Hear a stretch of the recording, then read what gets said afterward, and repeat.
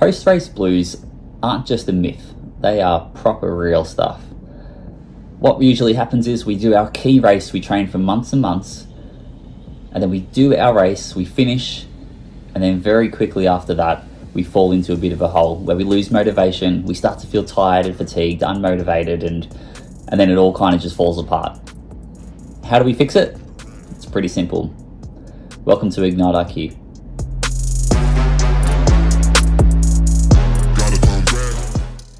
It's so common that people fall off a cliff after their main A race.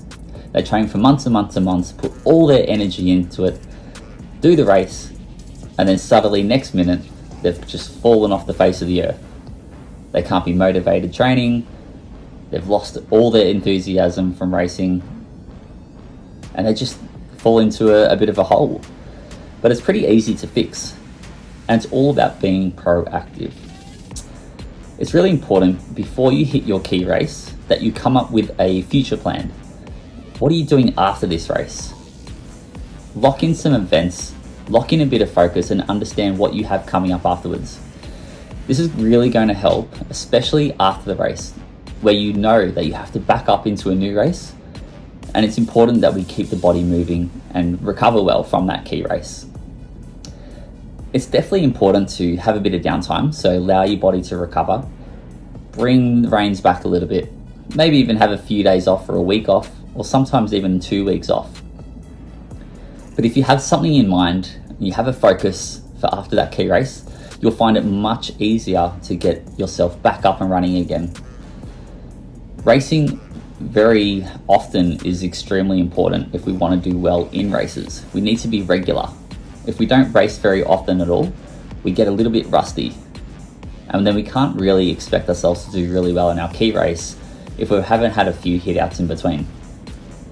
So it's important that if we're going to spend 5 to 6 months training for one key race, then we have to back that up.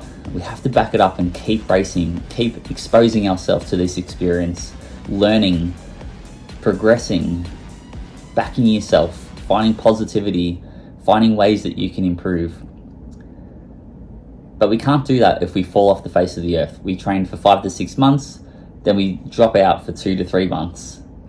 So it's extremely important, guys. Make sure that before your key race hits, that you have a plan about what's coming up afterwards. Have an understanding about what it's going to take to recover, the importance of it, how long you have to train for your next race, and then make sure that plan is set in stone by registering, locking in your accommodation, all that sort of stuff. That commitment will just absolutely change your mindset. It'll allow you to move on really quickly, especially if you've had a negative race. And then you'll be able to bounce back, get your body moving, and get yourself remotivated really quickly. Trust me, this is extremely important. If you don't do this, you run the risk of falling into a hole, and it's a really hard trap to get out of. This could last up to a few months, even 6 months. It's not ideal, especially if we want to continue to see progress.